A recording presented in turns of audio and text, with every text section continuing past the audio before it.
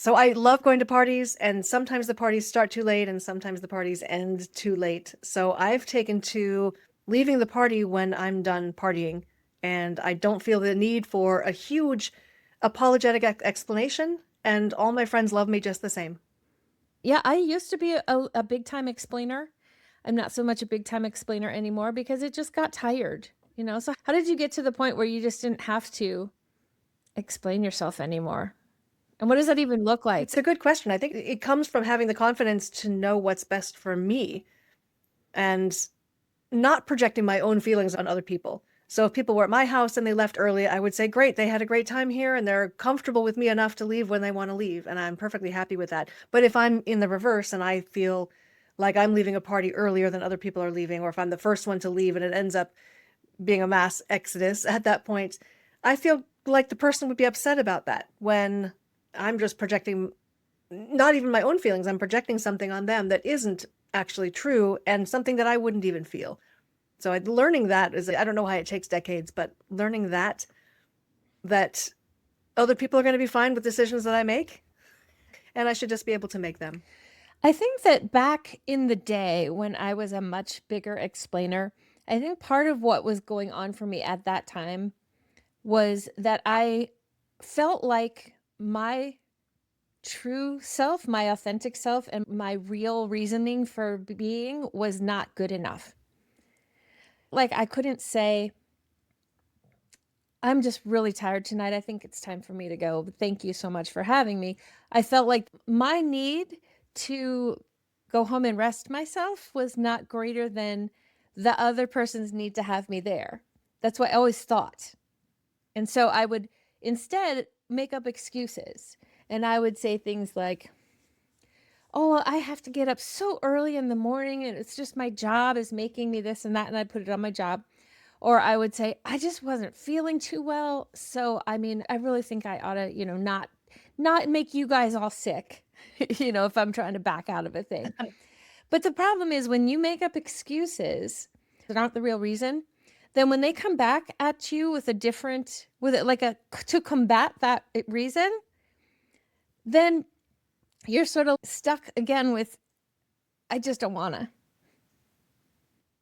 You made a very interesting point about prioritizing your own needs or giving validity to your own needs, right? I mean, I think this is a really deep thing, but maybe in our era we were conditioned that other people's needs are so much more important than ours, even to the ridiculous extreme that a host's need to have us there past 11 outweighs our need to get a good night's sleep. And I think that that recognition of our needs are actually valid and most likely respected by other people who want us around. If someone wants me in their house past 11 o'clock, they probably want me to be happy as well. Yes, yes. And honestly, I wouldn't personally host a party that went past 11 o'clock, but I don't feel like the other person is doing something wrong for doing so. I feel more like I'm doing something wrong by leaving early, even though they're hosting a party that's much later than I would host it. But making that switch, I think, is that's what we're talking about today. How do you make that switch? So the other interesting point you bring up is the fact that you're backing yourself into I wouldn't say an overt lie, but if you come up with an excuse, then you're inviting debate and Mhm. questions about that lie slash half truth. And the one thing that nobody can argue with is, I'm going to go home now. Thank you so much. I had a great time. Nobody can argue with that. Yeah, and I don't know why it was so difficult. I'm not there now, but I don't know why it was so hard at the time to just speak my truth. Okay, so a couple of weeks ago, my mom and my daughter and I, we go get our nails done every few weeks. We went to get our nails done, and my daughter and I hadn't really seen each other much, even though we lived together. She works nights, I work days. I like we hardly ever see each other. And so I had asked her if she wanted to spend the next day, which was our nail day, after nails, hanging out together at the mall. And I know that my mom also likes to hang out at the mall. And so my old self would have made up some excuse for why we weren't going to stay for lunch that day. I would have said something like, yeah, Megan just wasn't feeling well, or she's got to get to work, or I need to make sure that I get home in time to get the kid off the. I would just would have made up so many excuses. And instead, what I said when we picked up my mom that morning was, we're not going to be able to have lunch with you today because we just really need a Megan mom day. And that was it. It is mind-boggling how easy that is because it's true. I don't have to keep track of any lies. I don't have to make any excuses. And I think the one thing that I used to worry about is that I'd hurt the other person's feelings. You know, that by saying I need to spend more time with this person right now, in some way would diminish the time that I spent with the other person or diminish their place in my life. And none of that is true. Because those people are just as Let, important to me as Megan is. And it just, in the moment, I needed that time with my daughter. let's dig deep on that one, because I think there's something very important about this, that in this scenario, your mom didn't get to hang out with you for lunch and go to the mall. So would she be more disappointed if she didn't get to hang out with you because of lunch in the mall because Megan was sick or had to go to work or whatever excuses you might generate, versus you need to spend time with your daughter, which she would completely understand? Is she more disappointed because you've told her the truth? I don't I think don't think so. so, but I felt like I felt that she might possibly take it as a judgment upon how important she is to me. And she didn't take it that way because that's not what it was. But there was something in my younger self that would have thought that. So she would probably feel more respected knowing that you're telling her the truth than that you have to make up stuff to not hang out with her. Honestly. So if it came down to it and she recognized, if she hears this podcast and realizes, oh, my daughter told me the truth, she would feel so much more loved and respected Yes. than if you told her some excuse. So I don't know why do we do that? I know Okay, tell why. me. It's two words. They start with P. We're people pleasers. Oh no, the people pleasing. Oh no, tell me more. So we want people to be happy with our decision. We want to make sure other people are feeling better about their life than we are about our life. And I think for me, one of the biggest problem areas was at work. So I had to come up with so many excuses for not doing things at work, and I didn't need to. All I needed to say was that I'm busy or it's not a priority for me. And saying no at work is such a stigma, but it's so important to keep ourselves on track and keep ourselves focused on the right things. So how did this reflect for Absolutely. you So at I work? haven't been in a workplace outside of what I do here in probably 12 or 14 years. So the workplaces I think change. A decade ago was probably very different, but I actually really did feel like I needed to have a good excuse. And I also was working in an environment where everybody knew everybody else's business, and that was kind of part of the deal, as part of the package when you signed up to do this. And so to not explain myself felt so foreign, even though there were times when I legitimately didn't need to tell them where I was going or what I needed to do. I've always considered myself a bit of a pioneer in the corporate world. Like, I took my daughter to on business trips with me until she was 2 years old, and that was unheard of 20 years ago. But I feel like I was a bit of a pioneer in the way too, that I would refuse to go to meetings that were a waste of time, counterproductive, meetings I didn't really need to be there. It wasn't really important for me to be there. And so I would say, I'm not going to go to that meeting. I would decline, but I wouldn't give some big explanation as to why I thought their meeting was That's stupid. I would just amazing. say, I'm not So going to what kind come. of pushback did you They get can't from the people you worked can't with? make it. And you worked None. in a pretty None. Zero. cutthroat environment. Like you if there was an environment that was going to push back, you would have been in one of those. I was constantly reminded that there are 30 people at the door waiting to take my job if I weren't going to do it right. And what I discovered was that me saying I'm not going to come to that meeting has zero consequence, except that I had that amount of time free. Usually it was over a travel period. So I had that 3-4 day travel period free to do something that's more critical, more important, focused on the company values. So I can't say that I said no to meetings all the time, but there were some that were just not necessary for me to be at, or even counterproductive for me to be at.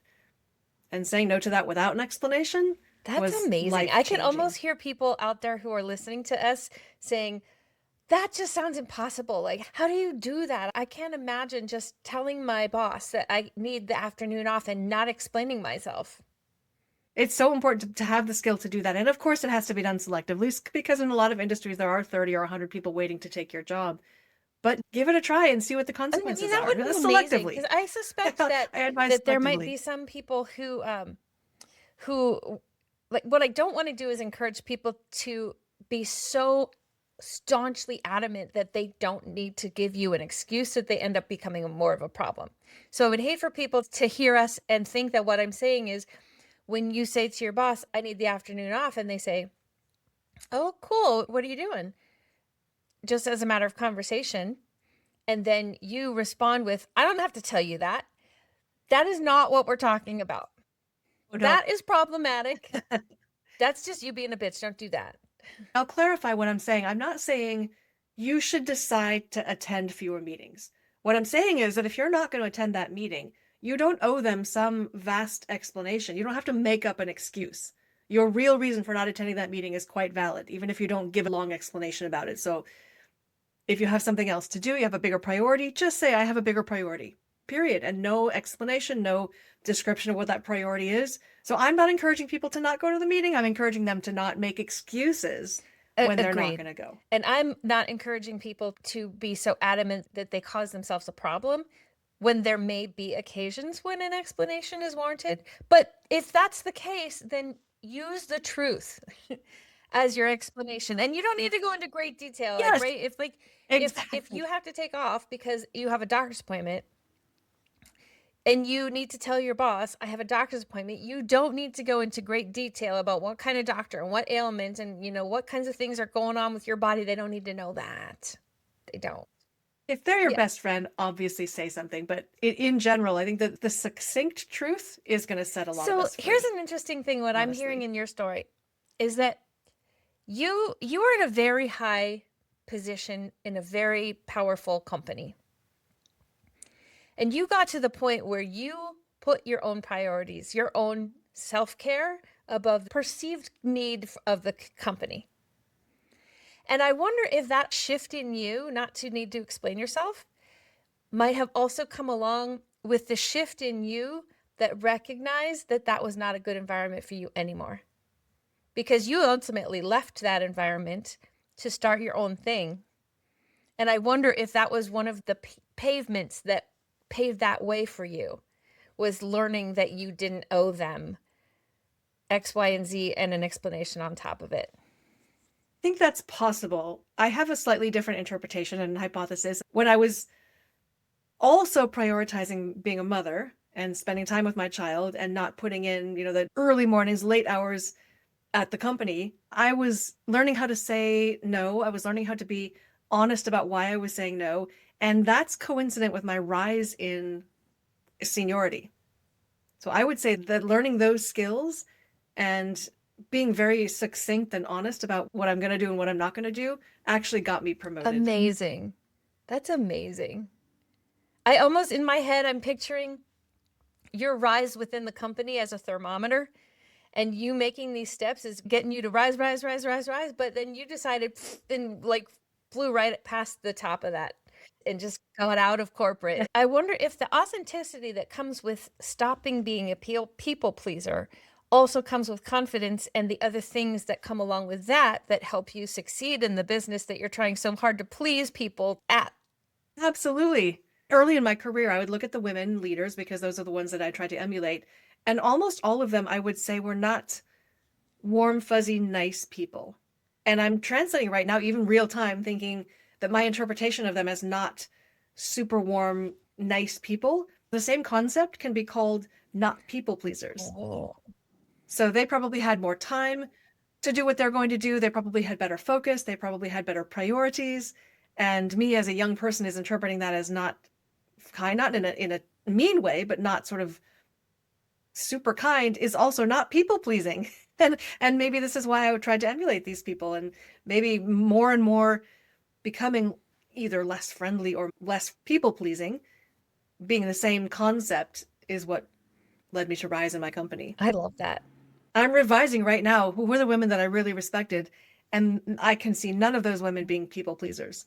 They told the truth, they were authentic, they were succinct, they didn't give some long story about why they had to be somewhere. They were just doing this fantastic job without that extra fluff that we all feel the need to put on. Yeah, wow. I don't know really how you move from one to the next, except maybe just practicing it, just giving it a try.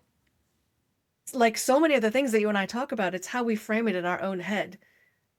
Like for me, just realizing that me interpreting someone as not kind is the exact same concept as not people pleasing, and looking at myself as, oh, I don't want to be not kind. I don't want to be perceived as a bitch. But really, all that is I'm less people pleasing. And I think that's better for everybody, not just me. It's better for everybody. I think people who are less people pleasing are better leaders. They're better supports of the people that they work for, So then more how do you, as efficient. a person who has learned not to people please and who has risen through the ranks in your company, how do you handle the pressure that comes externally when other people now are perceiving you as a not kind, warm, fuzzy person because you have chosen not to be a people pleaser?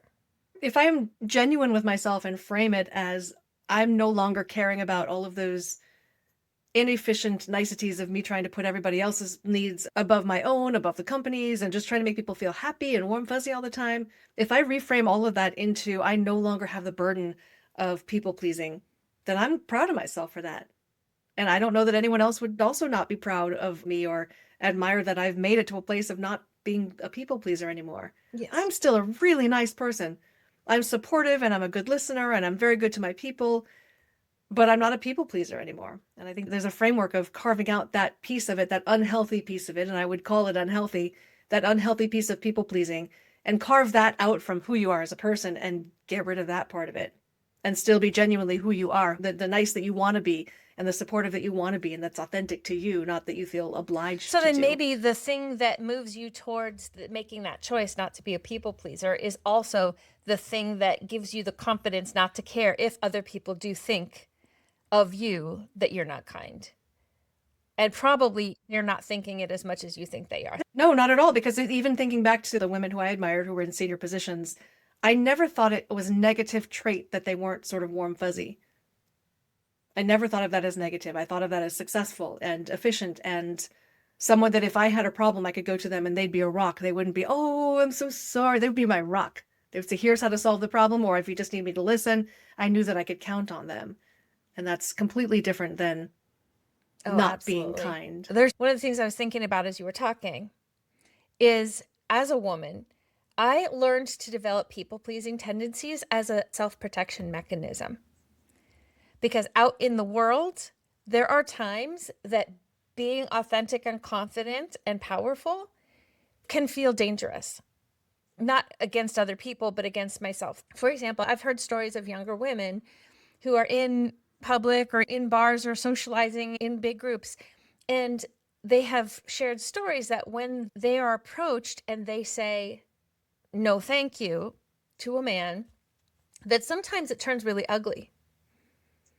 And there is a physical danger when the person that is mad at you is physically bigger than you. So I wonder if that people pleasing was originally a safety mechanism, but then turned into something that actually became quite unhealthy. That's fascinating. So I'm wondering if there are any other contexts that we can think about beyond a woman being approached by a man for some sort of partnership or date. If there's another circumstance beside that, and the woman saying no and the man being offended and dangerous to her, if there's any other circumstance that is physically dangerous for a woman to be authentic and not people pleasing, is that where it all comes from? Is that the one scenario that we all have been through 1,000 times as young people? And maybe if that's the case, if that is the case where most of this people pleasing comes from in women, and now that I'm older and I don't really get approached that often for that, and so I don't have to say no that often, I don't put myself in that situation. Maybe that's one of the reasons that I don't have to be That's people pleasing entirely anymore. possible. I wonder if there's a way to encourage younger women not to let that desire to protect oneself get in the way of being their most authentic self in environments where it's appropriate and safe.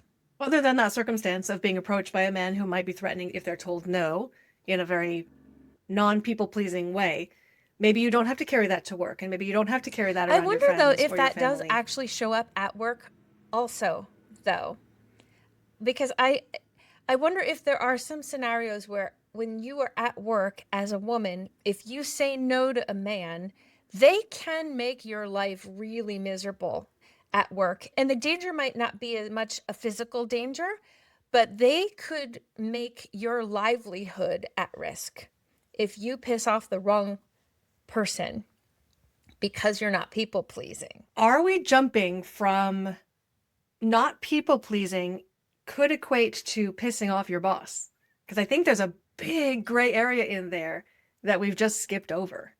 And that is being very authentic and concise with your no and not have to overly explain why you're saying no. I'm not sure if taking that approach of overly explaining your reason for not doing something or your whatever you have to say to your boss that's not people pleasing, I wonder if that is the reason that they would actually be mad at you. Right? If you told them the truth and said, here's where my focus is right now, let's say you have to say no to your boss for a project and you just say, no, I can't do that because I need to focus on such and such. Not because you have to say that my kid has to go to the hospital or to the doctor's office this afternoon or because my fridge is empty. Here's how I'm going to help you by not doing this project. That's not people pleasing, but it's also very true. And I don't think that that's the kind of thing that would piss them off. Let me throw another scenario at you. You're at work and a coworker comes to you and demands that you do a piece of their job for them. And you decide to say no. They can make your life miserable. And I don't know that that's necessarily true, but I wonder if that's a piece of why we end up in the workplace, maybe sometimes taking on way too much, or in any environment, taking on way too much because we don't know how to say no, because we fear the consequence of that no. So in the workplace, it could be a coworker who then can just spread all kinds of rumors about you, make up lies. I mean, there's all kinds of ways that coworkers can mess up your environment. And let me just say, when you're at work, that seems like your whole entire life. When you do a 9 to 5, that is your life. So you don't want to make people mad in that environment. But let's say our kids' sports want you to sign up for all the this and that and the other things. And I wonder if there are some instances where those of us who were people pleasers just took on a little way too much. Not because we love it and because we want to be engaged with our kids, but because we're afraid to say no or don't know how to say no. So this is a second scenario of people pleasing. One that we started talking about people pleasing in terms of having to provide a huge explanation for our decisions. The second category of people pleasing here is saying yes when we really don't want to say yes. So I completely understand that. That's a tough one because I think as women, we're also conditioned to take up any slack that needs to be taken up. And that means saying yes to I've heard jobs. an excuse over and over and over again in so many of the places that I have been engaged in, where people will say, but if I don't do it, nobody will. My response almost always is, then let it not get done. Because if nobody else cares enough to get it done, then maybe it's not important to you and all of everybody. Hey, if you like our content, please like and subscribe. It helps the algorithm and it helps us. Thank you so much. This brings me back to a boardroom. I was a VP at this company and I was with maybe 10 or 12 other people. They're all men and I was the only woman there. And it was an impromptu meeting. So it was one of the people's admins got us a meeting room and we showed up in the meeting room and we had no technology, no projector, no nothing. And all the men said, oh, well, we don't have a projector. And they all kind of looked at me like, we don't have a projector. And they were all saying to themselves, what are we going to do? We don't have a projector. And I said, I don't know. What are we going to do? We don't have what are we going to do? And it was hard for me to not just get up and say, oh, fuck it, I'll go get a projector. But I wasn't going to be that person. And, so that was a big change in my life. But that I will always remember that story as nobody knew how to get a projector except me. It's not true. It's just yet another job that would have been put on. Wow. A woman. I remember an instance where, and I vividly remember this because it's the first time I spoke my truth in a place that felt scary. So I went to a conference one weekend and I didn't like it. I didn't like how it turned out because they just basically laid out all of the problems with no solutions, no action plan, no nothing, just like, here's all the reasons why you suck. Like, okay, let's say I believe you, now what? So about a week later, I was at a social gathering where people above me were gathered. And I didn't know these people very well, but these are the people who get to decide whether I get to have a job in this field or not. And one of the women said to me, that conference, wasn't that just amazing? That was such a great conference. And I said, no, I actually didn't really like it that much. And I was so scared. I was sweating. My heart was racing, but I had gotten to a point where I could not just say yes for the sake of saying yes anymore. And even at the risk of having someone say, "What is wrong with this person?" I just couldn't do it anymore. And the truth is that when I said that, it opened up a really engaging conversation that would not have happened had I said, "Oh, yeah, that was fantastic." And then I would have had zip, zero, nothing, nada to say beyond that. So this is fantastic because we assume that not being people pleasing is going to get us in trouble or get us in danger, or it's the wrong thing to do, or people are going to be upset with us.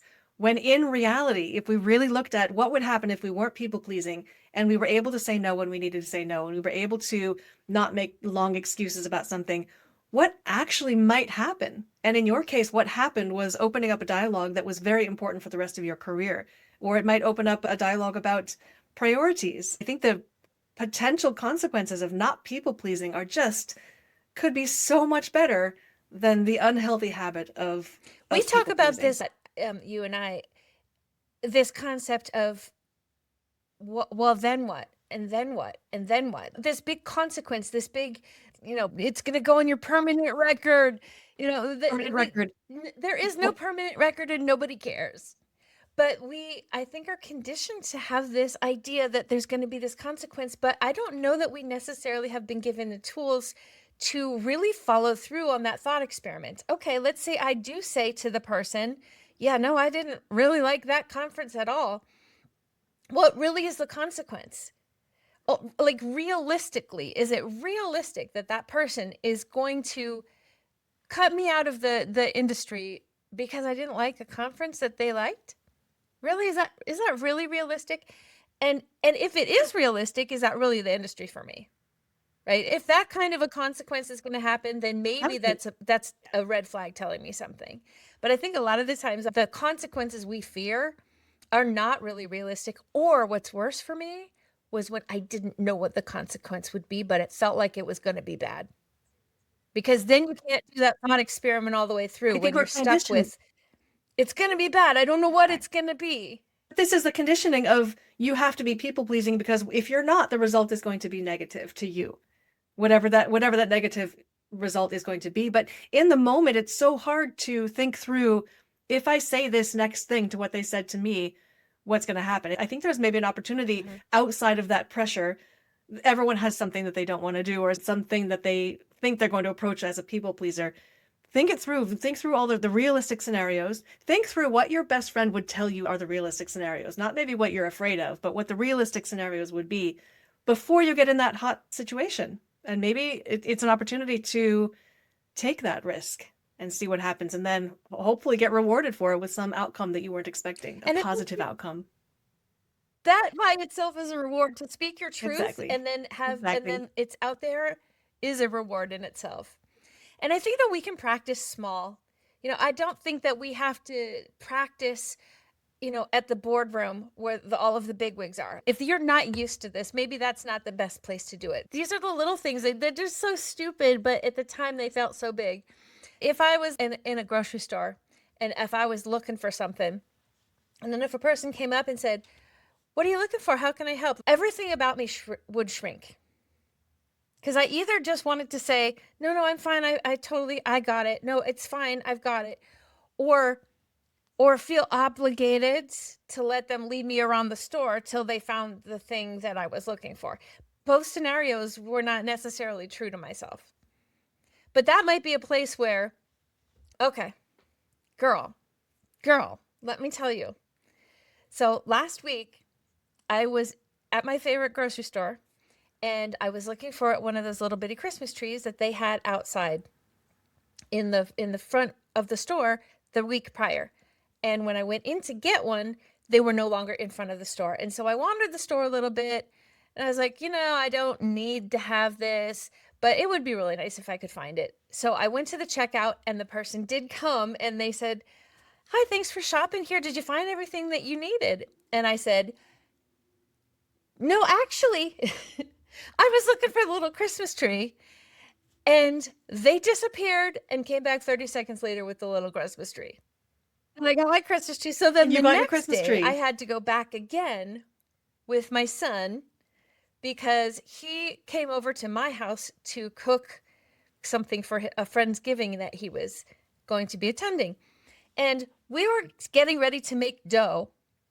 And I looked in my fridge and all of my butter was soft and the recipe said frozen butter. And I said, okay, all of my butter is not even not cold, it's soft, soft. So let's run across to the store and we'll get some butter and at least it'll be colder than what I have now. We went into the store, same exact thing, different cashier came up. Did you find everything you needed? I said, actually, we're really hoping that we could find some frozen butter, unsalted frozen. Can you find some for us? And they disappeared into the back, came back 30 seconds later, frozen unsalted butter. It feels like it's a tiny win, but it is a monumental win to be able to just speak my truth, to be authentic, to say what I need, and not be so scared of taking up space in the world, which I think is also an element of people pleasing. But I think we've been conditioned about these social niceties so well that we say things without even thinking about what we're saying, or we hear things without even thinking about what we're hearing. So you brought up the example, did you find everything you need? We're conditioned to say, yep, no problem. I found everything. That's just our, how are you doing today? Oh, I'm fine. I'm fine. And there's nothing wrong with me. And so those social conventions, I think, are getting in the way of us like being there for ourselves and showing up for ourselves. So if someone's asking you, did you find everything? And you didn't find everything, that's your opportunity to say it. They're even asking you specific. This is their job. They're going to be thrilled to be able to Absolutely. help you with And, something. and they were thrilled. They were, in fact, they asked me very nicely to do the survey that's on the receipt. If possibly I could mention them. I'm like, of course I will. You went out of your way. So everybody wins. Everybody wins in that scenario. And it also opens Everybody us up wins. to having interactions with people that we might not have otherwise had. And I think that especially in our world, it feels like it can get so lonely. And I think part of the problem is that we have lost our ability or willingness to connect with people in the moment. And I have often found that those little tiny interactions, even if it's 5 seconds or 5 minutes, sometimes completely change the course of my day, and probably theirs as well. So I've learned a lot from our mother. She's an amazing person, and I learned so much from just watching her. And when we were younger, she would be nurturing and she would be people pleasing in such a way that when we decided to go out for dinner as a group or as a family, and everyone said, what do you want to eat? She would never speak up about what she wanted to eat. As I grew up and as she grew as a person and she sort of became more of an authentic person who could speak her truth, I saw her go through this journey. Now, if we say, what do you want to She eat? does. She'll say what she wants to eat. And she's not demanding about it. She will go wherever the group wants to go, but she says what she wants to eat. And I think that's such a huge lesson for me to have been able to see that in her, because she never got what she wanted to eat, or it was a fluke if she did. And now there's at least a chance. And I so much would prefer for her to say what she wants to eat, then I know that she's going to be happy.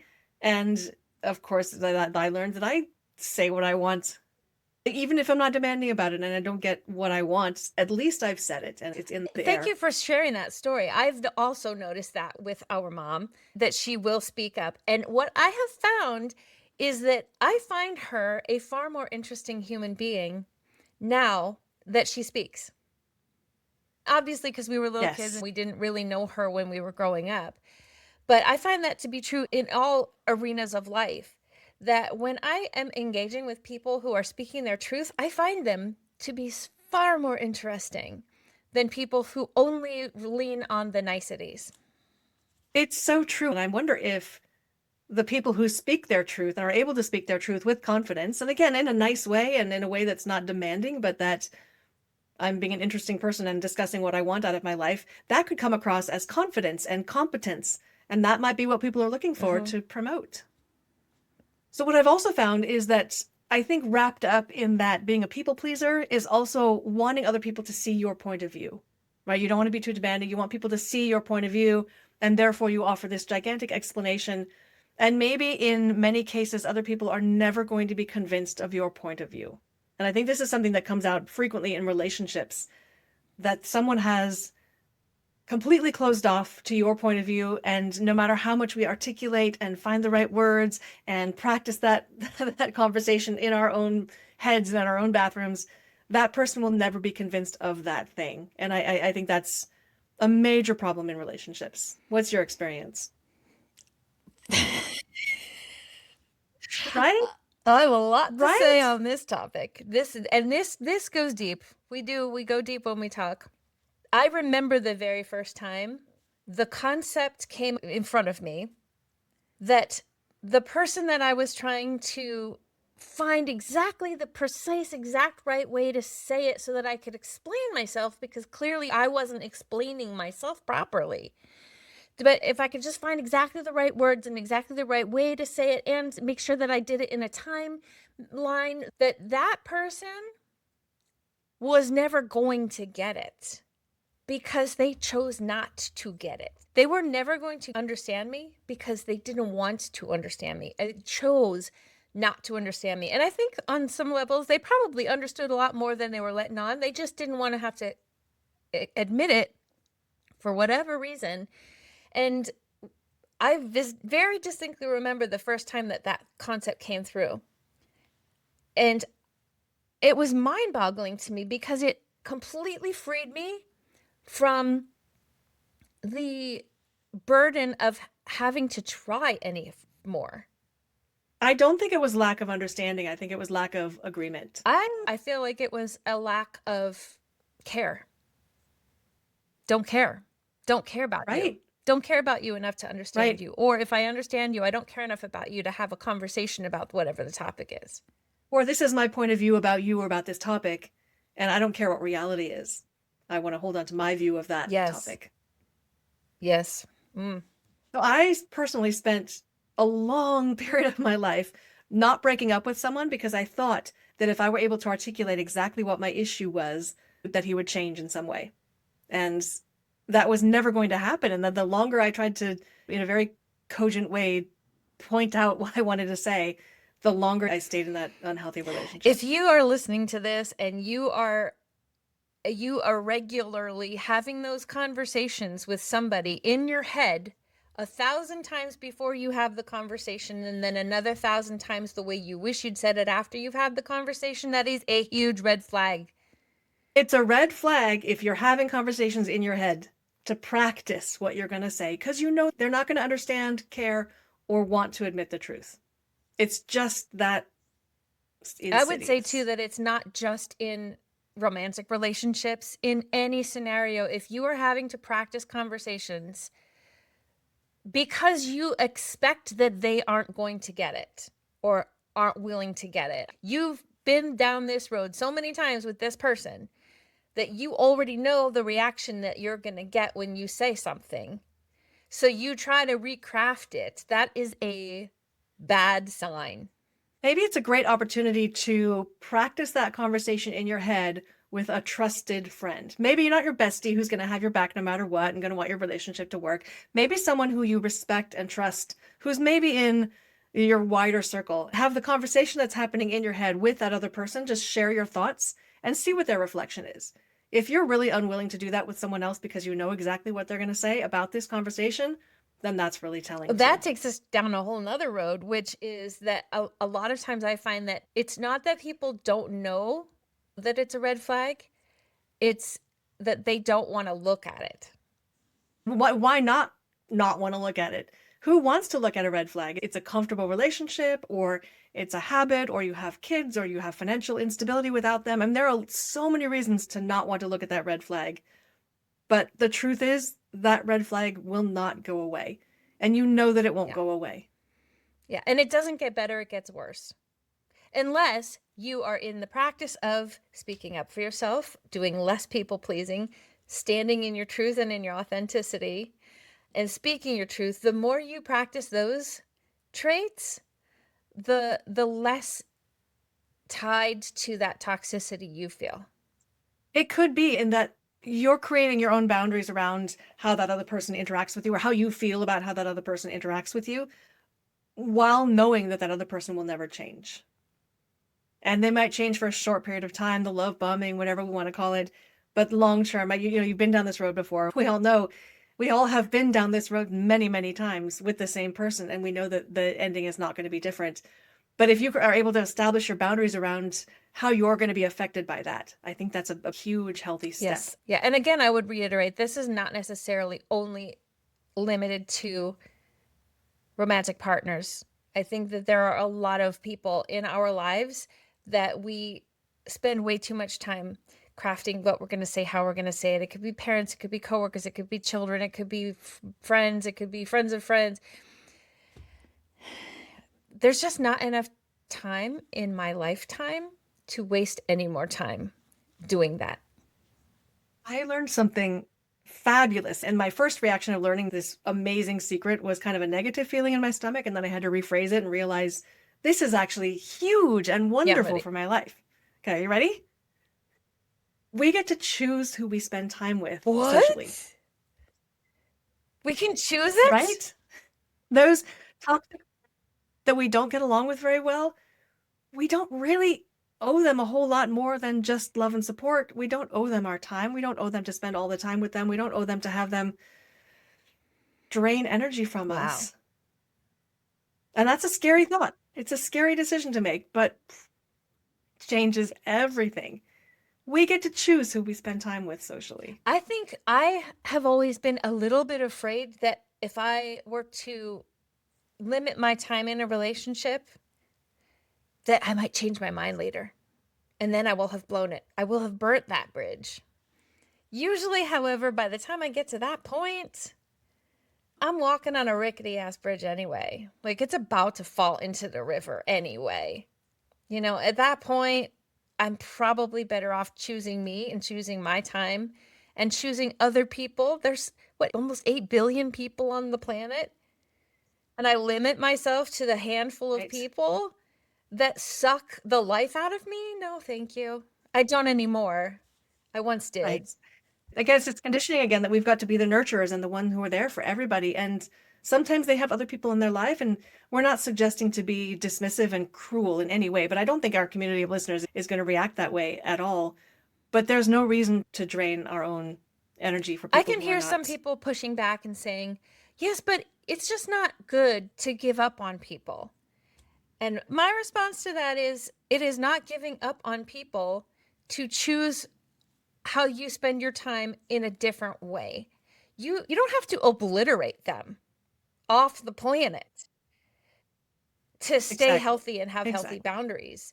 You can limit your time. It's not giving up on someone to allow them to continue down the red flag path that they've always been on and want to continue to be on. If that's a choice they're making for their life, you also have the right to make a choice for your own life, not to walk that path with them any further. So this is part of the discovery. I was saying that when I discovered that we get to choose who we spend our time with socially, my first reaction was, oh no, I'm such a terrible person because I'm not being there for all these people who truly need a shoulder to cry on or someone to drive them somewhere, whatever the issues are. And I had to rephrase that in my mind because it's not failing to be there for somebody. It is just I'm prioritizing my own family, my own health, my own time. And that doesn't mean never seeing people, and it doesn't mean being cruel. It really is just deciding for ourselves what's best for us. And that's really hard. It is really hard, but incredibly rewarding when you can do that. Right. And I would argue it makes you a better friend to the people who need you when you're spending time with them because you want to and because you're healthy enough to listen to them and support them in ways that they need. If you're finding yourself, okay, Friday, I have to go spend time with, I really don't want to, you're not going to be a good friend to them on Friday. It's not going to happen. This is an obligation. You're going to be checking your watch. You're going to be miserable. And then you're going to complain about it afterwards. One of the most amazing lessons that I learned was when I was a young person and I was in therapy, my therapist would put out this board game called Go. I don't know what it was called in its original language. But essentially, you place little stones strategically on the board. And what you're trying to do is encircle all of their stones. And you're doing this in several locations. There comes a time when you have to recognize that they've outplayed you in that arena. So you can either continue to try to use up all your turns, placing stones in strategic places that are never going to capture their stones, or you can let that one go and start working on a different area of your life.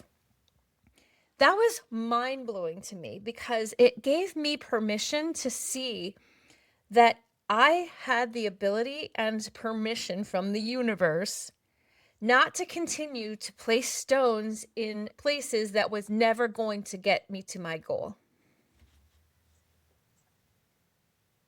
That's so hard. Like I said it several times today. That's so hard because there's a feeling of failure, a feeling of not being a good enough communicator, a feeling of investing in something that's not going to come to fruition, a feeling of having to give up on something that never really existed altogether. There are so many layers of negativity to, in that go game, let that And the one sunk arena go. cost, right? The investment that you put in that arena is Right. part of how you play the game.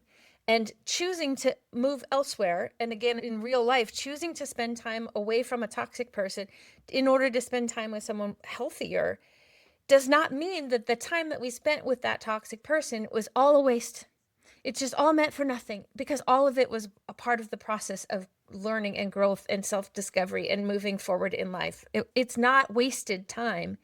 It's invested time, even if the investment pays off elsewhere. Everything you do is a learning. Every day that you get up is a learning. Every person that you interact with can teach you something. So it definitely is not a waste because you're a different person at the end of that fighting in that arena. And I would use the word Yeah. fighting because sometimes it really feels like a fight. When you're no longer fighting in that arena, you're a different person and you're stronger. And by choosing to invest in another arena that is more healthy for you and actually will get you to your goals, I think that's huge. It's huge. It It's a really huge is. step It in really life. is. When you talk to most people nowadays, they will say, "I am so busy. I'm so busy." That's almost like a badge of honor. I'm so busy. And I think part of the reason why we exhaust ourselves by being so busy is because we continue to invest time and energy in places that we're never going to win, for lack of a better term, that there's never going to re- reap the results that we're putting the energy in for.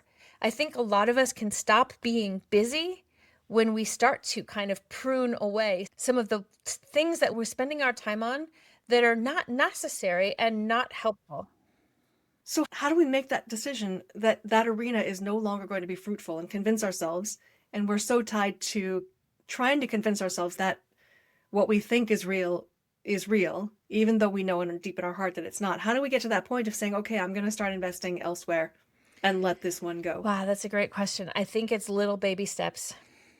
I think most change in my life that has been effective has not been by taking away as much as it is adding. So, even though it sounds contrary to what I just said, for me, that would mean starting to invest my time with healthier people while at the same time I am starting to let go of some of the time of the toxic person. So maybe in the interim it feels even more busy or more chaotic or more crazy. But but if all I'm doing is letting go of something and not reaching out for something to, I don't want to say fill its place because it's not really that. It's not really a replacement. If all I am doing is eliminating time with a person, but I'm not also investing in other things that interest me, it's just going to feel like a loss. Where if I spend my time and energy investing at the same time as I'm letting go, then it feels much more rewarding. I feel like we could spend a lot of time investing in ourselves, in our hobbies, our happiness, the people that we love, things that we like to do, growth. There's so many ways to invest in other things besides that place where we really are Yeah. wasting our time. It's hard to get to that spot. So can you name a couple of clues that would lead people to understand that arena that they're playing in will never change? I think one clue is if you're having pre-rehearsed conversations with that person in your head without them there, that's a sign. Another What are the sign other would be signs? starting a conversation with an intent to get somewhere. And when you walk away, you've gone so far off that original conversation that you don't even know what y'all just talked about.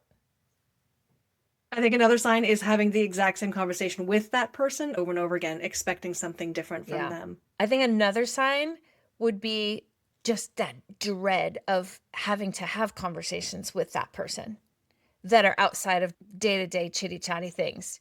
When I found that I was just dreading having to have any conversations of any kind of substance because I knew that it was just either going to go way off the wire or it was going to turn around and bite me in the butt.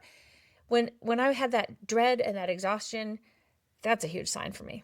And a corollary to that is if you're avoiding those kinds of conversations and really focusing in on, let's talk about the movie we just saw, or let's talk about dinner, and you know that there's a conversation you want to have and you won't do it, that's a sign that Another something's sign wrong. that I have found, when I would spend most of my time with my friends talking about how frustrated I was with that relationship.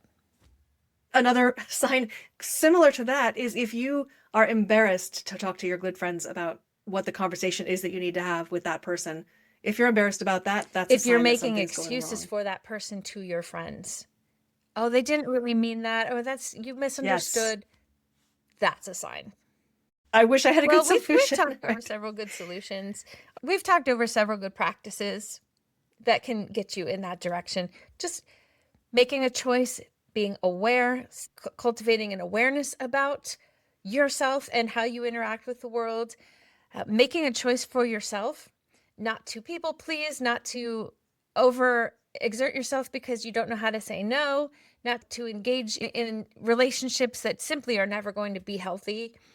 There are a lot of little things that you can do in that direction, and every step forward and every stumble backwards is also forward motion. Part of the issue with transitioning from being fully invested as a mom into being autonomous adults with our own hobbies is that we love being mom. We love that time. I loved sitting at baseball, and I never felt like sitting at the baseball park for 3 hours was a waste of time. And so part of the challenge, I think, is not just to find what we like to do, but learning how to let go of the thing we love so much out of necessity because our kids do grow up. I think that's the journey of reclaiming our identity. In Quebec, where I live, high school starts in 7th grade. So my 12-year-old is in high school, and it's a big transition from elementary. There was just this huge jump in independence this year for my son, and he took it no problem at all. He adjusted to things that I thought I would have to work with him on, and the bottom line is that he needs me so much less right now. And I had a really hard time with that. And I think a big piece of that is who am I when he doesn't need me as much? And that's the journey that I'm on right now of reclaiming my identity. So there are things that I'm doing, but they're not identities. The next step of that journey is not just filling up my time and my attention, but finding out, what do I really love? What do I really want to contribute to this life? Our puppies would really love if you would like and subscribe to the content. If you like it, look at those With the faces. faces. Thank you.